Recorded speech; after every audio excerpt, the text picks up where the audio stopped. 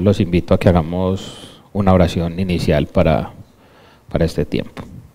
Padre, hoy nos reunimos en torno a tu nombre, a tu palabra, oh Dios, y como hermanos a una sola voz, queremos pedirte que seas tú en medio de nosotros, que sea tu guía, la de tu Santo Espíritu, Señor, y que sea tu palabra revelando, ministrando, cambiando, revelando, redarguyendo, Señor, en nuestros corazones. Te pedimos que nuestro corazón sea tierra fértil a tu palabra, Señor, para que germine y dé fruto. Te damos muchas gracias y nos quedamos delante de ti en el nombre de Cristo Jesús. Amén. Bueno, feliz año nuevo, amada iglesia. Feliz año. Y con eso en mente, pues yo los quiero invitar hoy a que pensemos en eso, en ese comienzo de año que tanto nos gusta a todos, ¿cierto? ¿Por qué? Porque cuando se acaba el año, pues uno lo primero que hace 8 días Faber nos lo decía, o sea, hay que agradecer. Es muy importante agradecer. Pero también hay muchas situaciones que son difíciles y que nosotros esperamos que se acaben con el cambio de año. Pero la pregunta aquí empieza, ¿será que los problemas y las situaciones difíciles se acaban porque cambia el año? Hay muchas cosas que si yo no cambio van a seguir exactamente igual, no importa cuántos años pasen. Porque muchas personas llevan años con el mismo conflicto, con el mismo problema, con la misma dificultad, con la misma adversidad. Y nosotros cada año, cada vez que empieza, entonces empieza la lista de los propósitos, que a final de año empiezan a tachar y a adornarlos. Que hacer ejercicio, no, pues haber comido saludable, haber no sé qué, haber hecho el devocional, y empieza uno, y ninguno de esos propósitos se cumple. Pero con el nuevo año siempre empiezan las buenas intenciones. En un país como el que la mayoría somos aquí, o en nuestros países, en la mayoría, una de las cosas que más se vende es las membresías de los gimnasios. Porque como venden la anualidad y hay un descuento, todos con el propósito de año nuevo pagan la anualidad del gimnasio. Y eso es un negocio redondo. ¿Por qué? Porque la gente paga y nunca vuelve. Las academias de idiomas también. Pague el año, pague los niveles. Y todo el mundo, sí, este año es el del nuevo idioma, este año es el de no sé qué. Y pagan y tampoco van. Y en eso nos la pasamos. Cada año es lo mismo. No, el Señor, este año sí voy a estar con el Señor, este año sí voy a no sé qué, este año no voy a pelear con mi pareja, este año es la prosperidad financiera, este año voy a tener un mejor año económicamente hablando, este año voy a hacer esto. Y a los que estamos aquí, entonces sí, este año valió el Skill Assessment, este año la residencia, este año tal cosa, este año tal otra, que porque cuando tenga todo esto, entonces voy a hacer lo otro. Y siempre nos la pasamos alrededor de eso. Siempre, todos los años.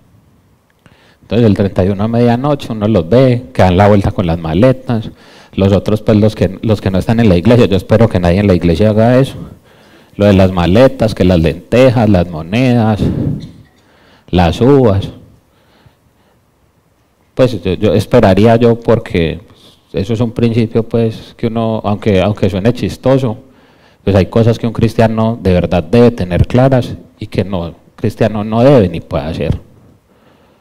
No porque el Señor nos lo prohíba, no porque con eso no pasa absolutamente nada, sino la cuestión con esto es con las uvas, las lentejas y las maletas es donde está puesta su fe. En la maleta, en las uvas, en las lentejas o en Dios. Porque eso es de lo que se trata, no se trata de pues yo no le estoy diciendo, la gente que vive en el mundo, pues de las cosas que hacen, eso es hasta lo más sano que terminan haciendo. Porque ahí para allá entonces ya sacan los cuarzos, las velitas de no sé qué, etcétera, etcétera, y ya nos vamos yendo por otros lados.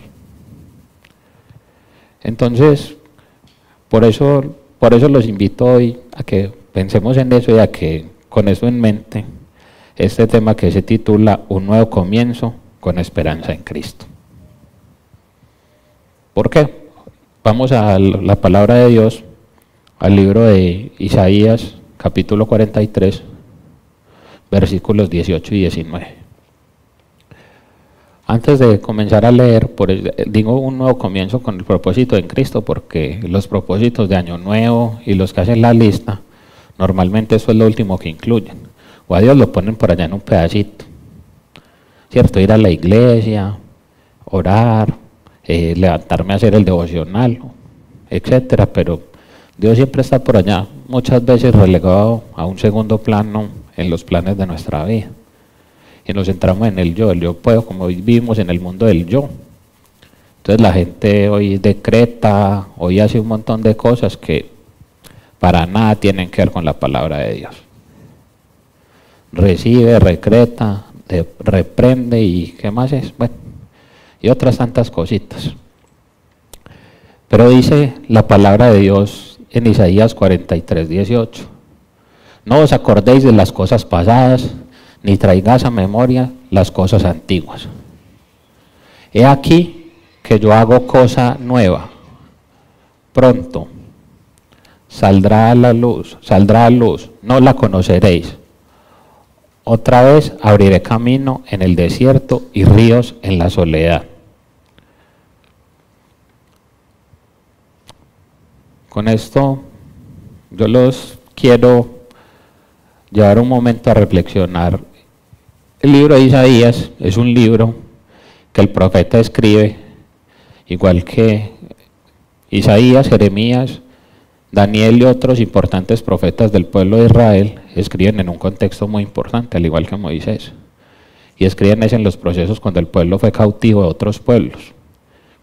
En el tiempo de Isaías, el pueblo de Israel, el pueblo de Judá, perdón, porque en ese tiempo estaba dividido el pueblo en dos reinos. El reino del sur, que era el reino de Judá, Jerusalén, y el reino del norte, que era el reino de Israel. Cuando uno lee este pasaje completo, más atrás, el Señor le hace un llamado a Jacob, y es el Señor otra vez mostrando ese amor por toda esa descendencia de Abraham, a quien él le prometió una descendencia como las estrellas, a quien le prometió Dios ser un padre de multitudes. ¿A los cuántos años? A los muchos años, cuando Abraham estaba bastante mayor y su esposa también. Les prometió un hijo, a un hombre y a una mujer ancianos, con una mujer estéril, a una edad donde era imposible confiar en el Señor. Pero Abraham, hay que recordar lo que hizo Abraham. Lo llamó un Dios que él no conocía. Le dijo: ve, toma todo y sí, ve a la tierra que te mando. Eso fue todo lo que hizo Jacob, Abraham, y él no dijo: ¿por qué? ¿Y usted quién es? ¿Y cómo así? No. Él escuchó un llamado y obedeció. Por eso conocemos a Abraham como el padre de la fe. Abraham él creyó, él le creyó a Dios. Y la pregunta otra vez aquí vuelve a ser: ¿este pueblo le creía a Dios? ¿Por qué el pueblo de Israel constantemente iba cautivo? Estaban en una zona donde los grandes imperios de la época tuvieron dominio sobre Israel: los asirios, el imperio babilonio, los egipcios. Sí, eran los grandes imperios de la época. Estamos hablando más o menos del año 700 y algo antes de Cristo. En esta época era muy constante que estos pueblos vinieran a dominar y a saquear pueblos como el de Israel. Constantemente ellos pasaban hambrunas, pasaban muchas cosas, ellos pasaban muchas situaciones. Y el pueblo lo sabía, el pueblo conocía su historia, porque los israelitas o los judíos, si algo conocen, de su historia. Ellos saben de dónde vienen, ellos saben quiénes son. Ellos saben las persecuciones y las cosas que vivieron. Por eso lo primero que el Señor los llama en el 18, por favor, es a no traer a memoria las cosas pasadas. Dice: no os acordéis ni traigas a memoria las cosas antiguas. ¿Por qué? Porque el pueblo que había sufrido cautiverio, esclavitud, muerte, guerra. Obviamente nunca he conocido a nadie que coma bien en la guerra. ¿Cierto? En la guerra no come bien nadie. El pueblo pasaba hambrunas y pasaba escasez y muchas necesidades. Era una realidad, es una realidad de la guerra. Mueren inocentes, pasan muchas otras cosas que no quedan registradas en los libros. Mucha gente pierde a sus familias, es un tiempo de dolor. Y obviamente pues mucho más ser esclavos en una época como estas, en cualquier época, eran esclavos. Los esclavos no tenían derecho a nada. Los esclavos no tenían derecho ni a decir sobre su propia vida. Eso era la esclavitud. Por eso el Señor los llama a eso. Y antes de que sigamos, yo les quiero hacer una invitación hoy, es ¿en cuáles áreas de su vida usted necesita hacer un nuevo comienzo? ¿Cuáles son esas áreas donde usted tiene ese pasado, el que no hay que traer a memoria? ¿Cómo nos aseguramos de que Dios sea el centro de todo? Porque eso es lo más importante. Dios tiene que ser el centro de nuestra vida. ¿Qué promesas de Dios necesitas recordar para caminar en fe y en esperanza? Pasa al siguiente versículo, por favor, Sandrita. He aquí que yo hago cosa nueva, pronto saldrá a luz, no la conoceréis, otra vez abriré camino en el desierto y ríos en la soledad. Aquí, cuando el Señor hace este llamado, Él dice que Él hace cosa nueva. Y con eso en mente, yo los quiero llevar un capítulo, 2 Corintios. Vamos a ir por un momento a 2 Corintios 5:17.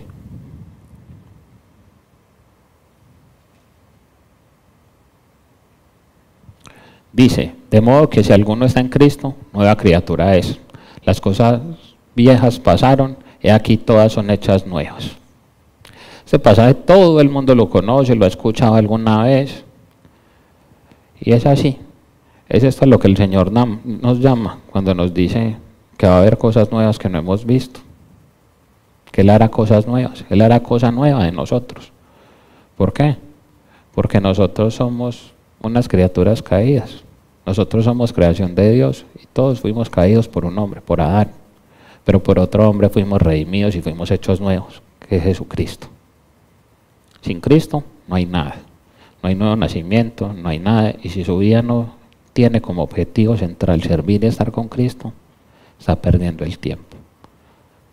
Yo lo digo se lo digo a las personas que están aquí, pues porque si usted está en la iglesia, creo que tiene el principio básico de que entiende que buscar a Dios es una necesidad y es importante. A la gente esto en el mundo le suena locura. Y como lo dijo Camilo ahorita, la locura de la predicación, del evangelio, de la cruz. Pero si Cristo no murió y resucitó, vana es nuestra fe, dice el apóstol Pablo.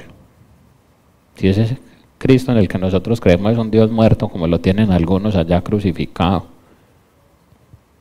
Entonces, ¿qué es de nuestra fe? ¿Qué hacemos nosotros aquí? Porque si no tenemos un Dios vivo que hace las cosas nuevas, entonces, ¿qué estamos haciendo aquí? Estamos perdiendo el tiempo. Si hay otros dioses y si no sé qué más que algunos creen. Porque, se los digo aquí, o sea, mientras Isaías escribía esto, mientras él le profetizaba a Israel, ellos estaban sumidos en la desesperación de las circunstancias. Estaban a kilómetros en una época donde había que viajar a pie. Estaban a kilómetros de su tierra, esclavizados, sin esperanza de ninguna clase. ¿Quién los podía libertar? ¿Cómo? Se iban a levantar ellos contra uno de los imperios más poderosos de la época. No tenían cómo. Ellos no podían. Pero cuando nosotros vamos a este pasaje de Isaías 43, el Señor varias y en repetidas ocasiones les dice, yo soy tu libertador, soy tu rey, soy. Vamos por favor un momento a Deuteronomio 32:39. ¿Qué dice el Señor? Ved ahora que yo soy y no hay. Ahí está, listo. Ved ahora que yo soy y no hay dioses conmigo. Yo hago morir, yo hago vivir, yo hiero y yo sano, y no hay quien pueda librar de mi mano. El Señor dice esto, o sea, Él dice, yo soy. Él siempre dice, el Señor nunca le dijo a ninguno el nombre. Cuando el Señor llamó a Moisés y le dijo que le sirviera y que liberara al pueblo, El pueblo, lo que él le dice es, y cuando les diga que quién me envió, ¿qué digo? Él le dijo, tú dirás, yo soy el Dios de tus padres, yo soy el que soy, dice el Señor, yo soy Dios. Y por eso en la literatura judía hay muchos nombres, nosotros encontramos muchas palabras, Abba Padre, Adonai, Jehová, Rafa, Jehová Jireh, muchos de los otros nombres que le daban su pueblo al Señor. ¿Pero por qué? Porque lo conocían de una manera, porque sabían que Dios era como el más conocido, que muchas veces en los salmos lo escribía David, Jehová, el Dios de los ejércitos. Él era el Señor de los ejércitos. ¿Por qué? Porque él sabía que él era el que les daba la victoria en la batalla. Siempre. El que peleaba por ellos era el Señor. Y ellos siempre se acercaban de esa manera porque el Señor siempre nos dice, yo soy. Yo soy. Y solamente es Él. La respuesta solamente puede estar en Dios, no puede estar en nada diferente. En nada más puede estar el Señor. Volvamos por favor al pasaje de Isaías. Dice 18, por favor.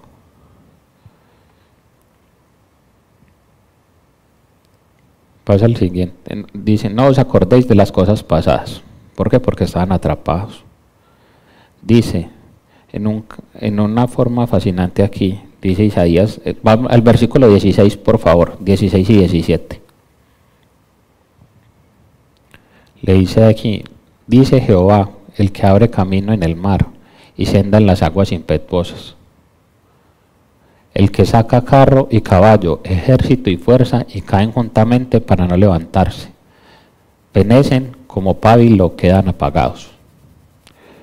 El Señor les trae a memoria esto a los israelitas, porque si ustedes recuerdan, cuando Israel salió de Egipto, ¿qué hizo Faraón? Lo persiguió con su ejército.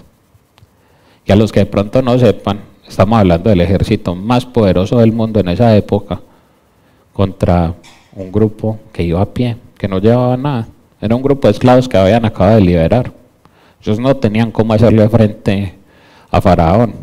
Estamos hablando de gente desarmada hoy en día contra un ejército como el de los Estados Unidos o algo similar en esta época. Imagínense, un grupo pequeño de hombres, mujeres, niños, sí, con muchos ancianos. ¿Qué podían hacer? ¿Qué iban a poder hacer si venía el ejército más grande y más poderoso del mundo en esa época? Y era un hombre que venía enfurecido, enardecido contra ellos, por todo el castigo que el Señor le había dado al pueblo de Egipto. Porque venían enardecidos. La última plaga y el último castigo sobre Egipto, ¿cuál es? La muerte de los primogénitos. Era un pueblo de hombres que no venían para nada, ni tranquilos, ni pacíficos, ni dispuestos a nada. Pero el Señor, ¿qué hizo? Mostró su mano poderosa, abrió el mar en dos y los hizo cruzar. Y ahogó los carros de Faraón. Por eso dice el Salmo que ellos confían en caballos y en carros, pero nosotros ¿de qué? En el Señor. Del nombre del Señor hemos tenido memoria. Yo hoy lo invito a eso. Tenga memoria del nombre del Señor, del Dios en el que usted cree. Porque si no es con Dios, no estamos haciendo nada. Otra vez. ¿Qué más podemos hacer nosotros?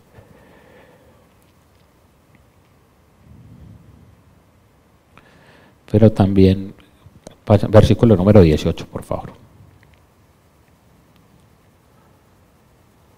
El Señor aquí, 19, perdón. Es el 19. He aquí que yo hago cosa nueva. Pronto saldrá la luz. No la conoceréis otra vez. Abriré camino en el desierto y ríos en la soledad. El Señor que les dio en el desierto, les dio agua, les dio comida, les dio todo lo que ellos necesitaban. Y el Señor que prometió volverlos a llevar a su tierra. Dice ríos en el desierto y camino en la soledad. ¿Por qué? Porque esta zona lo que nosotros hoy día conocemos como el Oriente Medio es que en su mayoría es una zona muy desértica. Imagínense hace 2000 años hacer una travesía a pie por ese desierto. Era una cosa muy difícil, era un viaje muy difícil en el que por las meras condiciones iba a morir mucha gente. O sea, el camino a la libertad tampoco es, no, en avión, primera clase. Esto era un viaje que había que hacer a pie por un lugar árido, difícil, inhóspito. Pero el Señor, ¿cuál era la promesa? Abrir camino en medio del desierto. ¿Por qué? Porque el desierto no tiene caminos. Los caminos en el desierto son cubiertos por la arena, por las tormentas de arena. Y ríos, pues obviamente agua no hay si no hay vegetación no hay agua y en el desierto no hay nada. Pero el Señor llevó a su pueblo ¿a qué? Al desierto. No solamente a probar su corazón como algunos dicen, sino a enseñarle la fidelidad que tenía el Señor. Lo sustentó durante 40 años. No le faltó comida, no pasó frío, no pasó sed. No se envejeció el calzado ni se desgastó el vestido. ¿Por qué? Porque el Señor es ese, es fiel. El Señor nos lleva al desierto a mostrarnos que Él es fiel y que Él está siempre con nosotros. Porque estar gozoso, estar contento cuando usted está en las mejores condiciones, claro, es muy fácil. Es igual que ser cristiano. Ser cristiano es muy fácil aquí en la iglesia. Para mí es muy fácil ser cristiano aquí con mis hermanos al lado. Sí, muy fácil ser cristiano cuando estoy con Joel y con Faber. Eso es muy sencillo. Pero cuando yo estoy por fuera de aquí, cuando estoy con la gente en otras partes, con la gente con la que usted trabaja, que es gente que no cree, que vive de otra manera, hacer la diferencia en el mundo. Cuando usted comparte su fe o le preguntan cualquier cosa y usted dice, no, yo no hago eso porque a Dios no lo agrada. Está loco. Lo primero que le dicen es, está loco. ¿Que a quién no le agrada qué? No, es que yo no engaño a mi esposa. ¿Cómo así? No, es que es normal. Si ella no da cuenta no pasa nada. Y ese es el decir.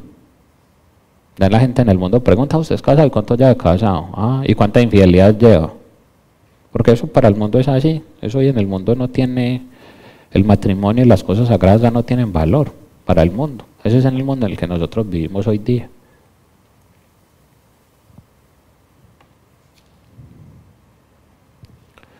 El Señor dice, no la conoceréis. Dios hace la misma pregunta hoy. ¿Te mantendrás en sintonía con mi espíritu? Cuando te lleve a una cosa nueva, no la conoceréis. El Señor dice que cosas que ni ojo vio, ni oyó, ni hijo de hombre vio. Eso es lo que el Señor tiene para nosotros. En Apocalipsis está la promesa de una tierra nueva, ¿con qué? Con calles de oro y ríos de cristal, ¿cierto? Tierra nueva, cielos nuevos. Pero para eso tenemos que vivir conforme al Señor. Tenemos que seguir al Señor. No podemos hacer otra cosa.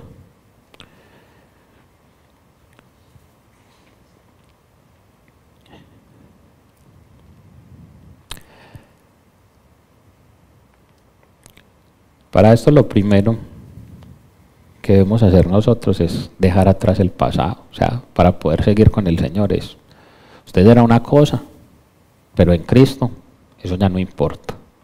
Cuando usted nace de nuevo, todo eso deja de importar.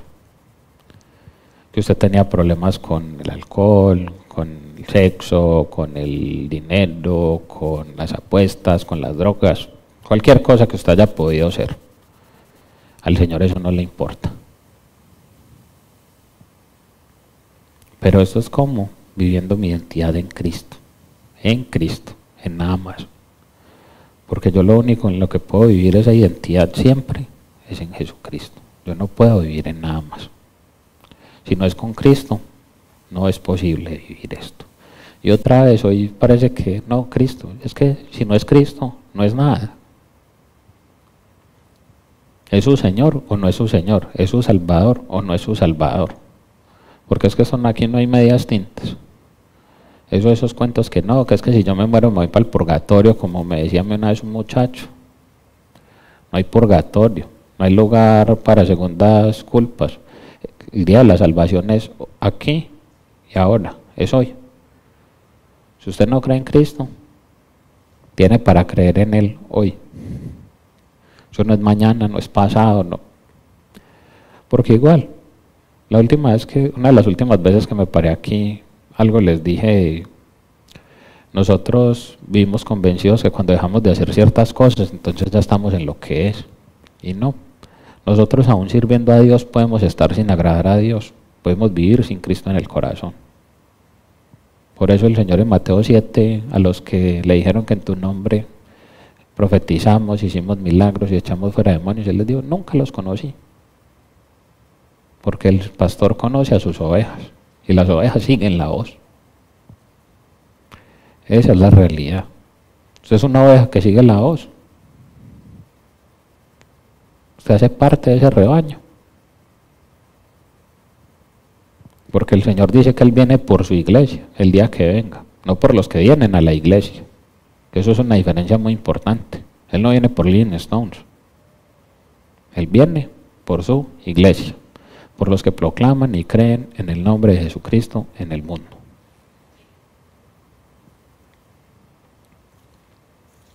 Es muy importante para esto dejar la carga y el pecado. O sea, vamos a Hebreos 12:1. ¿Por qué? Porque si nosotros no nos apartamos de esto, si nosotros seguimos cargando, creyendo que nosotros podemos hacer nuestra justicia para agradar al Señor, ya, lo que usted hizo alguna vez lo hizo, no traiga memoria a eso. El Señor lo perdonó.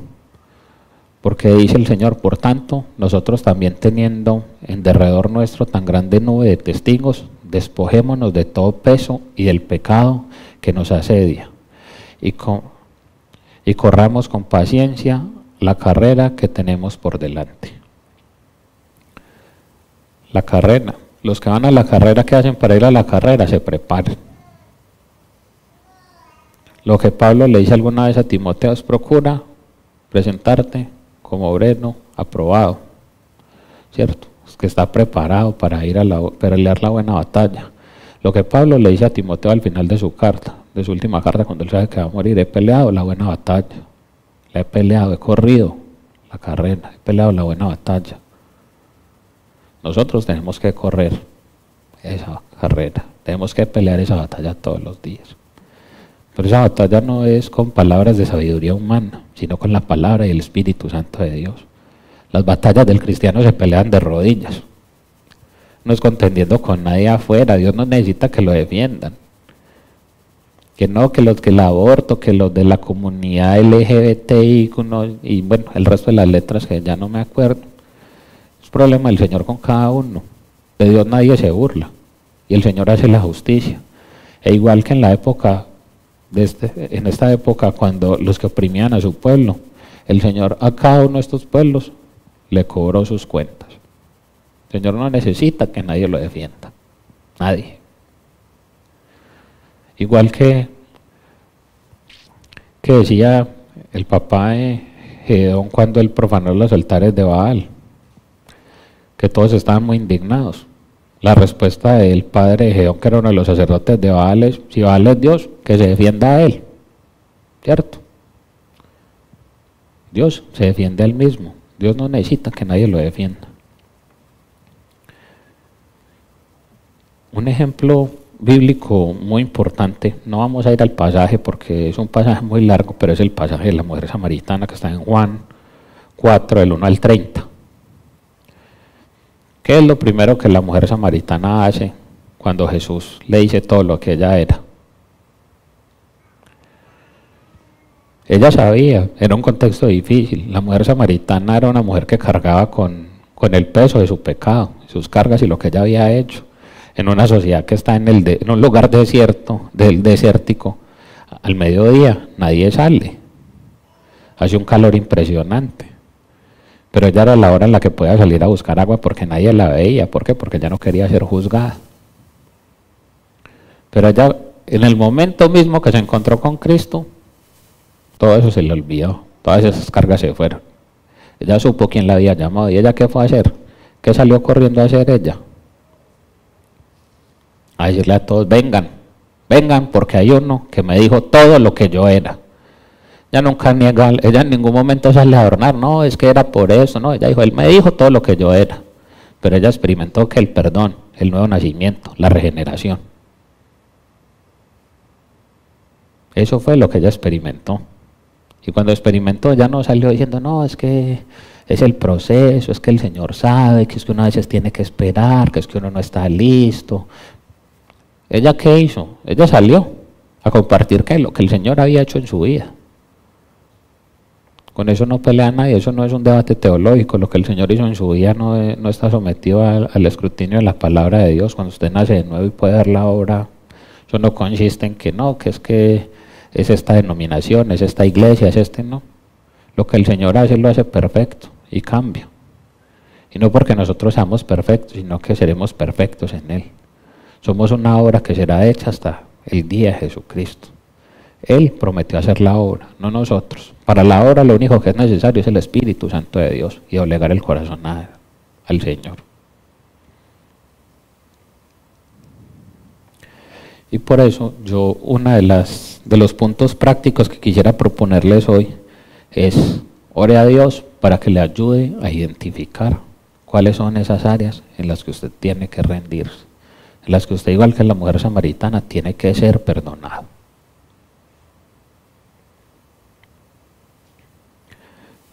Lo puede hacer en un papel, pues esto ya depende de cada uno. Escriba eso en un papel, ese acto de dejarlo atrás. Eso que usted quiere dejar atrás, y en el acto de dejarlo atrás, si quiere, lo puede quemar también. No tiene que avergonzarse, el Señor lo perdonó, y aunque la gente no sepa lo que usted hace, Dios sí lo sabe. Entonces no se preocupe por eso, que si la otra gente sabe o no sabe, el Señor sabe, y lo importante es ponerse a cuentas con Él. Primera de Juan lo dice, si confesamos nuestros pecados, Él es fiel y justo para perdonarnos y limpiarnos de toda maldad. Pero hay que confesar, es el principio de la confesión. Por eso les decía ahorita al principio, nosotros no nos podemos entrar en esa idea de que porque se acabó el año, se acabaron los problemas. Que si no cambia usted, nada va a pasar. Hace 8 días era sábado y hoy también es sábado, de una semana distinta, supuestamente un año distinto, pero si usted no cambia, sigue siendo la misma cosa. El 31 de diciembre a las 11:59 no cambió nada, si su corazón no cambia.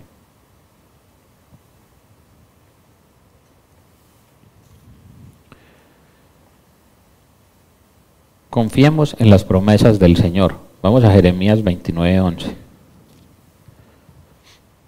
Ahorita les inicié hablando de este contexto, Jeremías, Isaías. A Jeremías se le conoce como el profeta ¿qué? Profeta llorón. Porque Jeremías predicaba y predicaba y predicaba y nadie escuchaba. Es tanto que el libro que sigue después de Jeremías es la Biblia. Se llama ¿cómo? Lamentaciones. Las lamentaciones de Jeremías. Pero a ese libro también le podemos haber puesto el nombre de muchos de nosotros, porque vivimos en esas lamentándonos de lo difícil que es nuestra vida, de lo injusto que es el Señor con nosotros. Nosotros seguimos escribiendo ese libro de las lamentaciones, pero para nosotros. Y nos lamentamos y nos lamentamos. El Señor decía al pueblo por medio de su profeta, porque yo sé los pensamientos que tengo acerca de vosotros. Dice Jehová, pensamientos de paz y no de mal, para daros el fin que esperáis. Y esto es muy importante tenerlo presente porque esto es una promesa del Señor. Él aquí le prometía a un pueblo que no quería escuchar y que no quiso escuchar. Jeremías predicó y predicó y predicó y el pueblo nunca se arrepintió. Y él habló la verdad y la seguía hablando. Y el pueblo nunca se arrepintió y por eso estaban cautivos. Porque el Señor llevaba al pueblo que a la cautividad, a doblegar su corazón, su ego, a que un castigo por su pecado, por su idolatría, por lo que hacían. Israel constantemente está marcado por algo y es que siempre sigue en pos de otros dioses. Siempre. Cuando estaban con Moisés y Moisés se fue a recibir las tablas que hizo el pueblo, hicieron el becerro. ¿Por qué? Porque Moisés, no, es que Moisés se murió, no vino. No, es que así somos nosotros. No, es que el pastor está en Colombia, entonces yo también me saco unas vacacioncitas de la iglesia. El pastor está en Colombia, entonces yo también puedo sacar vacaciones. Porque muchas veces pensamos es en eso. que es que el que está al frente me gusta, me cae bien, estoy de acuerdo, no estoy de acuerdo. Y no, la palabra del Señor es una sola. Y la palabra del Señor tiene que ser predicada, tiene que ser hablada. En cada uno está el escuchar, y la decisión de obedecer es personal. El Señor a ninguno lo obligó a obedecer. Cada quien viene y está aquí por voluntad propia. Pero el hecho de estar aquí no cambia nada. Convénzase de eso. Si usted está aquí sentado, muchos entran durante años a las iglesias y salen como entraron.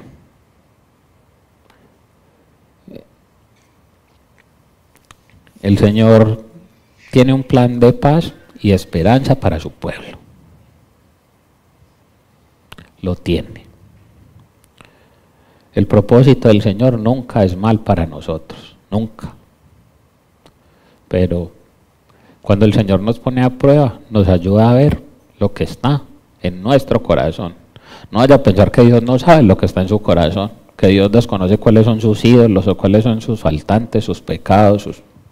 Dios lo sabe perfectamente, pero Dios es tan misericordioso que nos muestra a nosotros en lo que estamos mal para que nos podamos arrepentir.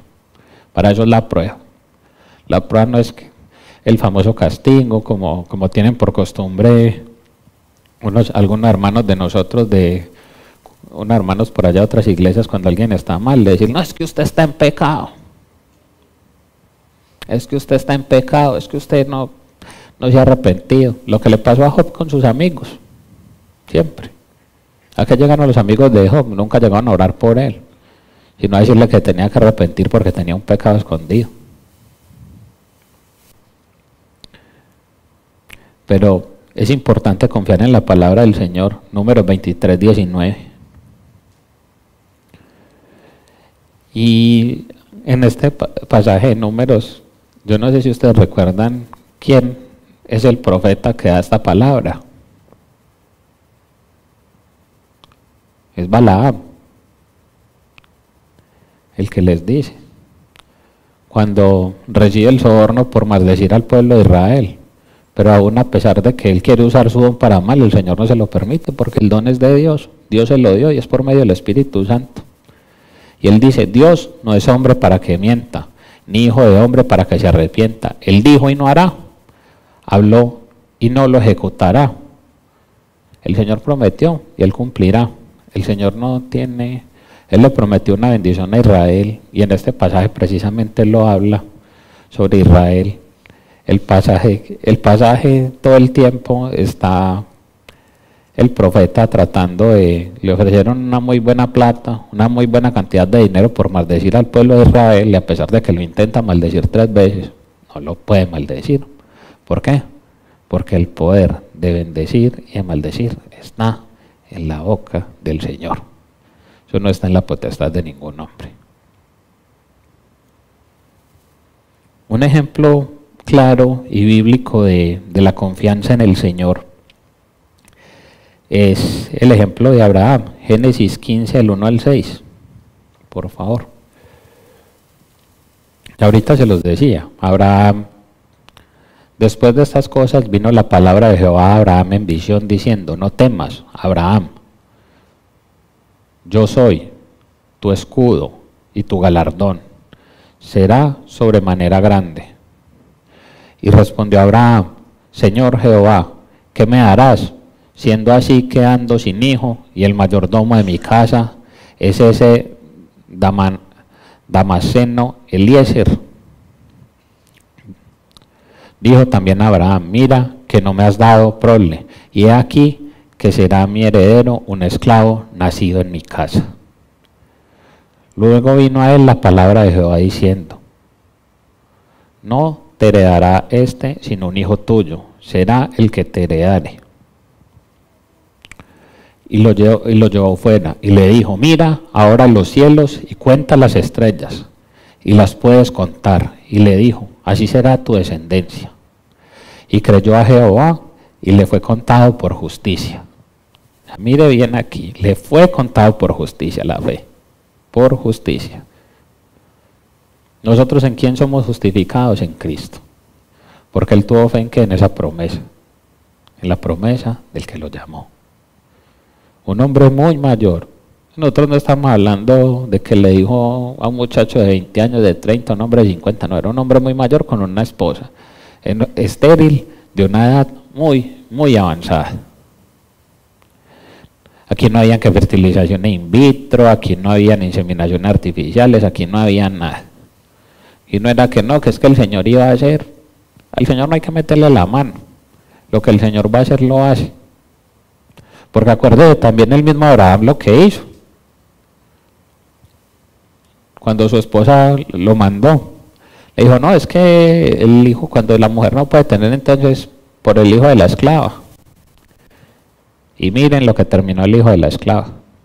Mire el problema que hoy día son esos dos pueblos y la enemistad que siempre han tenido.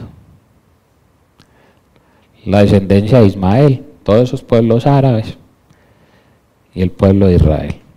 Hoy día, todavía en guerra, todavía enemistados. ¿Por qué? Por la desobediencia de un hombre. Porque si el Señor hubiera querido que Abraham se acostara con la esclava, el Señor le hubiera dicho. Pero nosotros somos felices resolviéndole a Dios, somos felices ayudándole a Dios, nos encanta ayudarle a Dios. No, es que el Señor me dijo que tenía esto, que iba a tener lo otro, entonces yo voy, yo hago. El Señor me prometió bendición, entonces yo hago esto, yo hago lo otro. ¿Cuánta gente no deja de venir aquí a la iglesia un sábado porque se van a trabajar? ¿Por qué? Porque su confianza está puesta ¿en quién? En el dinero, no está puesta en Dios. Él no, sí, el Señor me provee, el Señor me sustenta, el Señor no. Usted sabe cuáles son sus prioridades y cuáles son las cosas importantes. Uno conoce las personas. Yo he conocido gente que es desempleada y teniendo la posibilidad de trabajar un sábado, pero cuando tienen claro el principio, aquí están.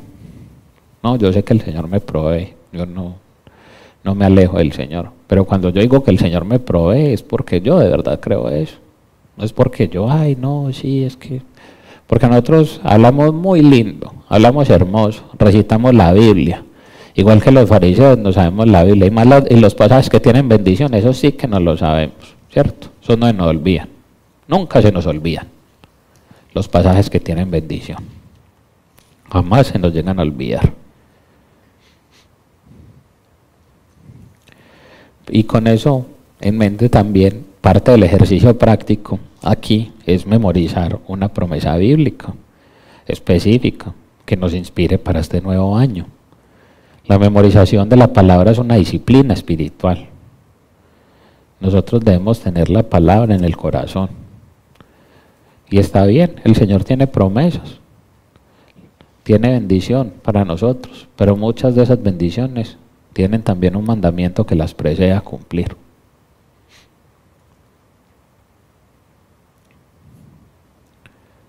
Yo, pues, ya que estamos incentivando el ejercicio de la escritura, pueden escribir, tener un cuadernito de oración, donde vayan registrando lo que el Señor hace en la vida de cada uno, las promesas que Él va cumpliendo durante este nuevo año. Eso yo pienso que puede ser una muy buena opción, ya que nosotros sí tenemos mala memoria. Nosotros nos acordamos muy fácil de lo malo, pero con mucha dificultad de las cosas buenas. Siempre. Nos fijamos mucho en lo que hacen mal los otros, pero en lo que hacen bien, poco. Y más con el Señor todavía. Nosotros constantemente, esa es nuestra naturaleza. Tenemos una naturaleza infiel. La eterna historia de Israel es la historia de nosotros. Nosotros constantemente miramos esta época de los profetas y de la cautividad, y cuando yo estudiaba esto, volví al proceso de la cautividad de Israel, y uno de los profetas en el tiempo de la cautividad fue Oseas.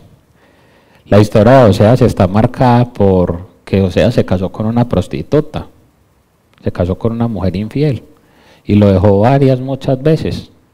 Ella se fue y lo dejó. Y él volvía y la buscaba.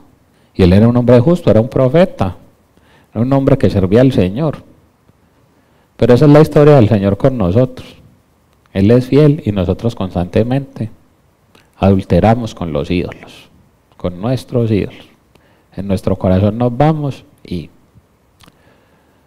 deseamos, codiciamos y hacemos. Y después, Señor, es que no entiendo esta prueba, es que tú no me escuchas, es que tú esto, es que tú lo otro, Señor, Señor. Y mire, ¿qué tanto ha estado diciendo usted? ¿Cuál es su relación con el Señor? ¿Cuáles son sus prioridades? Por último, avanzar con propósito. Vamos a Proverbios 16:3.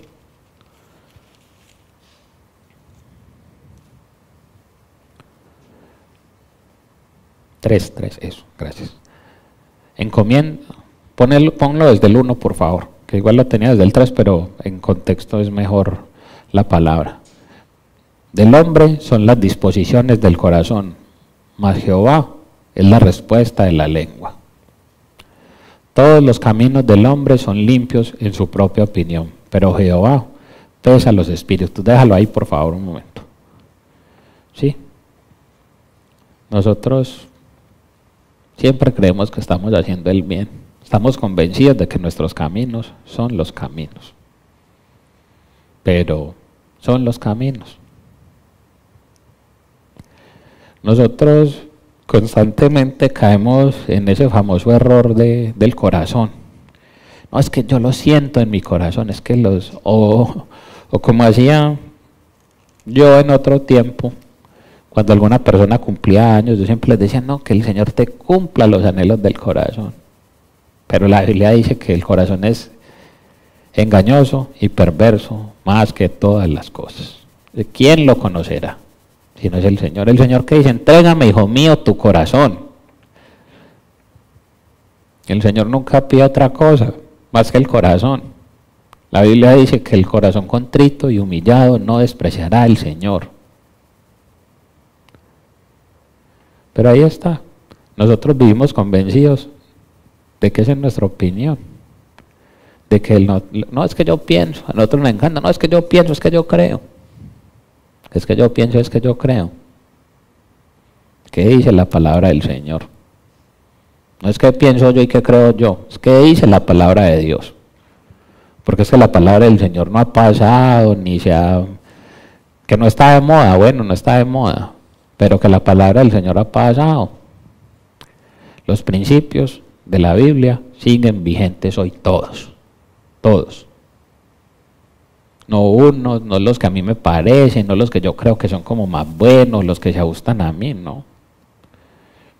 La Biblia dice que los niños hay que reprenderlos con vara, y aunque a mí no me gusta, a veces me toca reprender a mi hija con vara. ¿Por qué? Porque eso es lo que el Señor dice. No me gusta, créanlo que no me gusta, pero parte de la instrucción y de la disciplina conlleva eso. El Señor dice que Él a quien ama, disciplina. Y la disciplina no es agradable. Obviamente la disciplina no es agradable. La disciplina no nos produce mucho gozo. Estar gozoso en todo tiempo es difícil. Ese famoso pasaje de Filipenses 4:13, que no ni siquiera lo tenemos que buscar porque todos se lo saben. Dice, todo lo puedo en Cristo que me fortalece, ¿cierto? Pero todo, o las cositas que yo quiero, las que a mí me gustan. El gozo tiene que ser uno solo. El fruto del Espíritu está acompañado por otras cosas y el gozo es uno de ellos, porque no son frutos del Espíritu. El fruto del Espíritu es uno solo y está en todos nosotros. Amor, paciencia, gozo, paz, benignidad, fe, templanza, mansedumbre, amor, dominio propio. Cosas contra las cuales no existe ley, dice el Señor. Contra eso no existe ley, pero nosotros no vivimos para eso. Sino que nosotros vivimos para complacer la carne, por eso vivimos aquí. Pensando que nuestros caminos son limpios en nuestra opinión, que lo que nosotros hacemos es limpio en nuestra opinión, que está muy bien. Pero dice el Señor, encomienda a Jehová tus obras y tus pensamientos serán afirmados. ¿Sí?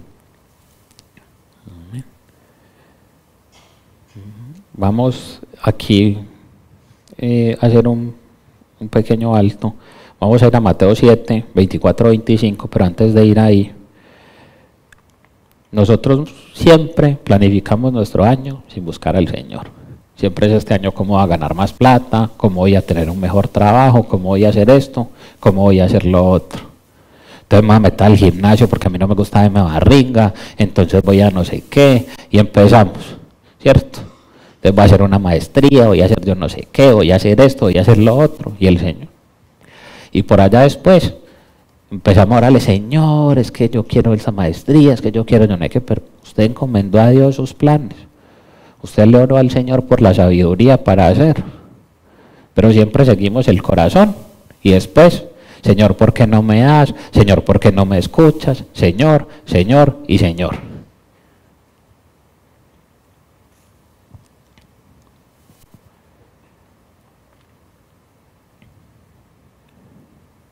Y por eso es importante la obediencia. Dice Mateo 7:24. Cualquiera pues que me oye estas palabras y las hace, le compararé a un hombre prudente que edificó su casa sobre la roca. Descendió lluvia y vinieron ríos y soplaron vientos y golpearon contra aquella casa y no cayó porque estaba fundada sobre la roca. ¿Sí? Este pasaje nos habla también del hombre insensato, el que fundió su casa sobre la arena, el que fundó la casa sobre la arena. En días pasados algunos aquí me acompañaron a la playa y nosotros empezamos muy al bordecito del mar. Pero a medida que fue llegando la tarde, toda la tarde nos la pasamos de abajo hacia arriba, hacia lo más alto, ¿cierto? Buscando la tierra más alta. ¿Por qué? Porque la arena todo se nos estaba mojando, todo se lo iba a llevar el mar. Y esos constantemente somos nosotros, nos acomodamos en el lugar que nos pareció más cómodo al principio y después para arriba, con las cositas, ¿cierto? Con las cositas mojadas, con las cositas llenas de arena, con los problemas. ¿Por qué? Porque nunca hacemos lo primero, nunca ponemos las cosas de rodillas delante del Señor antes que cualquier cosa. Y esos somos nosotros constantemente. O creyendo que la respuesta de Dios cuando es negativa es porque Dios no nos quiere, porque es que el no también es una respuesta del Señor. Pero nosotros estamos convencidos de que siempre sí, pero no en el pero que el tiempo del Señor, no, el tiempo del Señor, el tiempo del Señor, no encanta la palabra, no, en el tiempo del Señor. Pero el no también es una respuesta. Y el Señor a veces se glorifica en medio de todas esas circunstancias, porque nosotros lo que tenemos que amar es al Señor. Nosotros aquí muchos sufrimos constantemente por la idea de los papeles, de la aprobación de la visa, de una cosa y de la otra. Pero la ciudadanía de nosotros está en el cielo, no en Australia. Cuando me muera en el cielo, ninguno le pide el pasaporte. Los del pasaporte azul y los del el cafecito, el rojito por aquí, no hay dos filas, hay una sola fila. ¿Usted va o no va? No importa dónde era ciudadano, no importa qué iglesia iba, no importa cómo llamaba su pastor. Eso es una realidad. Y un ejemplo claro en la Biblia, vamos, Nehemías 1, del 4 al 11, de obediencia, y esta planificación es la obra de Nehemías. Nehemías era el copero del rey.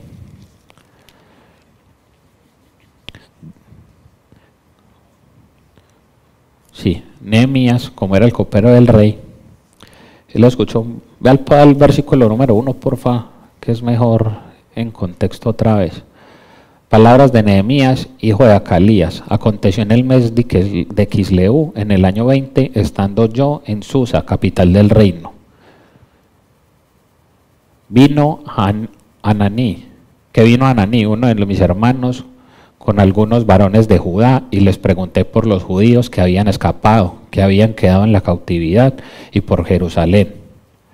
Y me dijeron, el remanente, los que quedaron de la cautividad allí en la provincia están en gran mal y afrenta, y el muro de Jerusalén derribado y sus puertas quemadas a fuego. Otra vez la cautividad, el proceso de esclavitud de Israel. Y dice que Nehemías, cuando oyó esto, ¿qué hizo? Cuando oí estas palabras, me senté y lloré, e hice duelo por algunos días.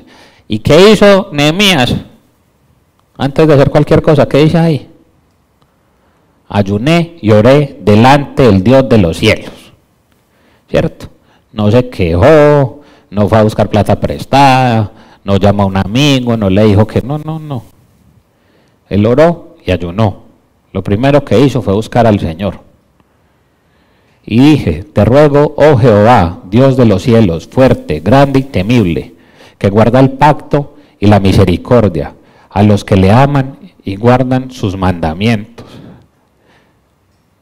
Déjalo en el 5 un momento, por favor. ¿Qué dice aquí? La grandeza del Señor, él sabía a quién le estaba orando. Dios de los cielos, fuerte, ¿cierto? Grande y temible. Pero muy importante, ¿que hacía qué? Él sabía qué hacía Dios. Él traía a memoria ¿qué? Que el Señor guardaba el pacto, que guardaba la misericordia. ¿Pero a quiénes? A los que le aman. Sigue, por favor. Esté ahora atento tu oído y abiertos tus ojos para oír la oración de tu siervo. ¿Qué hago ahora delante de ti, día y noche, por los hijos de Israel, tus siervos, y confieso los pecados de los hijos de Israel que hemos cometido contra ti? Si yo y la casa de mi padre hemos pecado, déjalo ahí, por favor. Otra vez, ¿qué hizo él? Se arrepintió, pidió perdón por su pueblo. Usted era un líder, no estaba orando por él. Nehemías estaba bien, porque a los que no saben, Nehemías era quien era el copero del rey. Nehemías era un hombre de confianza del rey. ¿Por qué? Porque el copero del rey, ¿qué hacía? Probaba la comida del rey, tomaba el vino del rey. ¿Por qué? Para que no lo fueran a envenenar. Esa era la función del copero en esa época. Tenía una profesión de alto riesgo, ¿cierto? Este hubiera tenido un rate muy alto como nos gusta aquí. A ese sí lo hubieran pagado bastante porque el riesgo de envenenarse siempre estaba. Pero él estaba en un lugar, él estaba bien. Él era el copero del rey. Él estaba, imagínense, en la capital del reino de Susa. Esto era el reino de Asiria. En una época, esto era el reino de Babilonia, perdón, con el rey Nabucodonosor. Él estaba ahí y él era una de las personas importantes. Él estaba con uno de los hombres más ricos de la época, más poderosos. Él no estaba mal, pero él se entristeció por su pueblo, se afligió por el lugar que él amaba, por lo que el Señor amaba, por la tierra que el Señor les había dado. Este es el 6. Y ahora, atento, no, pasa al siguiente, por favor, el 7, este ya lo leímos. En extremo nos hemos corrompido contra ti y no hemos guardado los mandamientos, estatutos y preceptos que diste a Moisés tu siervo. ¿Cierto? Pecadores, no guardamos los estatutos ni los mandamientos. Pasa al siguiente, está bien. Acuérdate ahora de la palabra que diste a Moisés, tu siervo, diciendo, si vosotros pecareis, yo os dispersaré por los pueblos. 9. Pero si os volviereis a mí y guardareis mis mandamientos y los pusiereis por obra, aunque vuestra dispersión fuere hasta el extremo de los cielos, de allí os recogeré y os traeré al lugar que escogí para hacer habitar allí mi nombre. Versículo 10. Ellos pues son tus siervos y tu pueblo, los cuales redimiste con tu gran poder y con tu mano poderosa. Te ruego, oh Jehová, esté ahora atento tu oído a la oración de tu siervo y a la oración de tus siervos, quienes desean reverenciar tu nombre. Concede ahora buen éxito a tu siervo y dale gracia delante de aquel que va, porque yo serviré de copero al rey. O sea, aquí atrás se mueve por la ventana. Listo. Ahí está. ¿Qué hizo Nehemías? Antes de servir al rey, antes de cualquier cosa, ¿qué hizo? Se sometió al Señor. Se doblegó ante el Señor. ¿Y qué le pasó a Nehemías cuando fue a la presencia del rey? El rey le pregunta a los que no conocen la historia, ¿por qué está afligido? Porque Nehemías lo dice, está triste, él lloró. Él está triste y afligido por su tierra, por su país.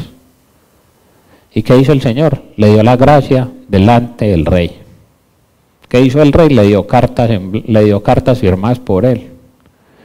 Le dijo, agarre el bosque real, la madera y todo lo que necesite para ir a reconstruir el muro, a reconstruir Jerusalén. En esa época, ¿eso qué eran? Cheques en blanco, las cartas del rey, el hombre más poderoso del mundo. Era uno de los hombres más poderosos del mundo en esa época, si no el más. Cartas en blanco. Cheques respaldados por Elon Musk, ¿cierto? Los cheques con la firma de Elon Musk en blanco, se lo entregó, vaya, hágale lo que necesite. El Señor es fiel con sus hijos, pero aquí que estaba pidiendo Nehemías. Nehemías no estaba pidiendo nada para él. Él estaba amando lo que el Señor amaba. Él tenía celo por su pueblo. Él se dolía de su pueblo. Él recordaba y sabía quién era su Dios. Y eso es lo que nosotros constantemente se nos olvida. ¿Dónde está su Dios?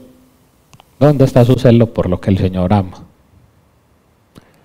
¿Cuánto tiempo invierte usted en leer la palabra de Dios, en orar? ¿Usted ora con su pareja o solamente pelea con su pareja? ¿Usted ora por su mamá, por sus hermanos, por su jefe? ¿Usted hace eso o solamente se queja de ellos?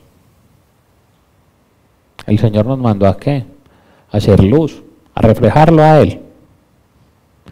El año que pasó, el pastor se gastó más de la mitad del año con el Sermón del Monte. Y ese sermón a que nos invitaba a ser verdaderos cristianos.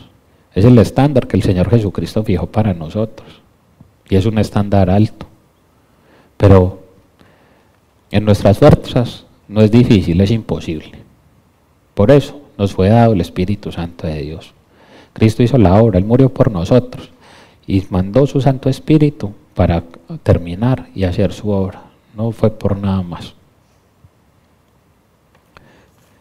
Yo, en medio de esta aplicación práctica que les he estado dando hoy en este tercer punto, es dedicar tiempo en este inicio de año, un tiempo de ayuno, un tiempo especial de oración, pidiendo la dirección divina del Señor para este año, para poder elaborar su plan de vida.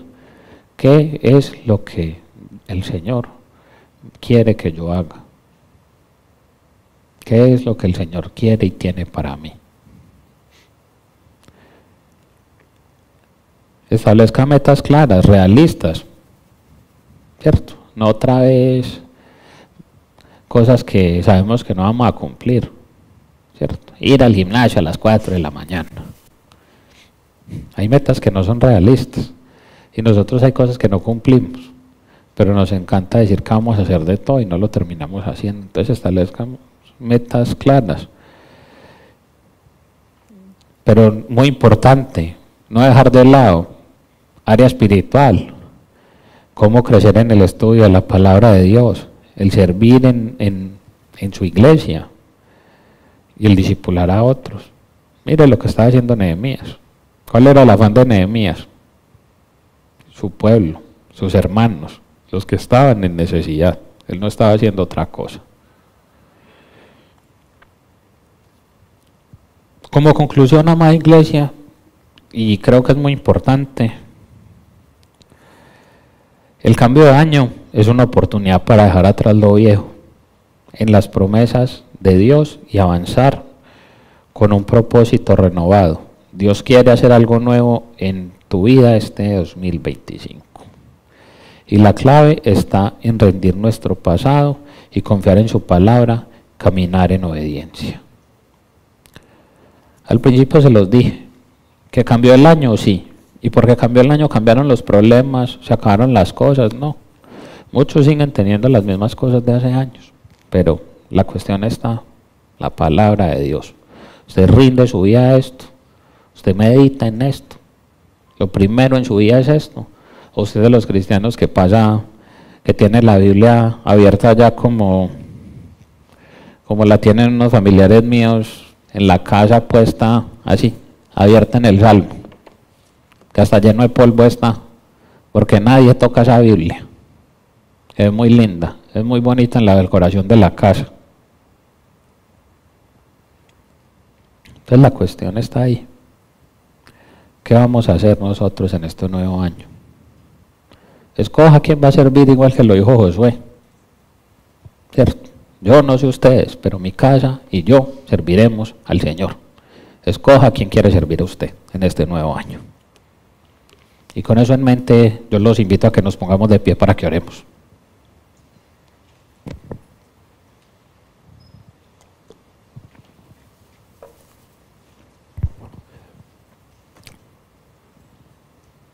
Padre, hoy venimos a rendir el corazón y los propósitos. En este nuevo año, Señor, si tú no edificas la casa, Señor, en vano trabajan los que la edifican. Si tú no cuidas la ciudad, en vano vela la guardia.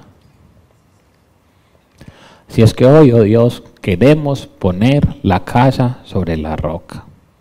Queremos fundar la casa sobre la roca. Pero esa roca eres tú, oh Cristo. Eres tú y solamente tú. Y por eso hoy queremos entregar este nuevo año, los propósitos, lo que queremos, Señor, los cometidos, queremos someterlos a ti, queremos doblegar el corazón.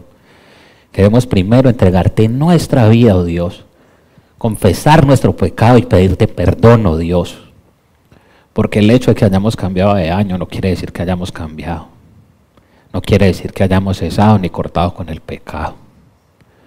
Hoy, bendito Dios, danos celo y amor por tu palabra, por tu casa, que busquemos estar todos los días delante de ti, oh Dios, como lo dijo David en el Salmo. Una cosa he mandado el Señor y esta buscaré, y es que esté yo en la presencia del Señor todos los días, en la casa del Señor para inquirir en su templo, para estar de rodillas delante de ti, oh Dios.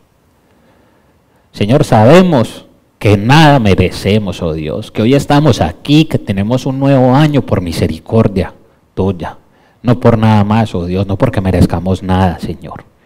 Por eso hoy, bendito Padre, yo te pido por esta iglesia, Señor, que como Living Stones, este nuevo año podamos crecer en fe, crecer para salvación, oh Dios.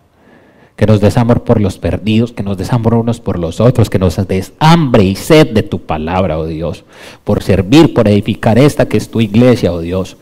Cuídanos como iglesia, Señor, desde el más pequeño al más anciano. Señor, hoy te pedimos por las cabezas de esta iglesia, por nuestros pastores que están allí en Colombia, por Mauricio y por Johanna. Bendícelos, guárdalos, dale la sabiduría, Señor, y tráelos con bien.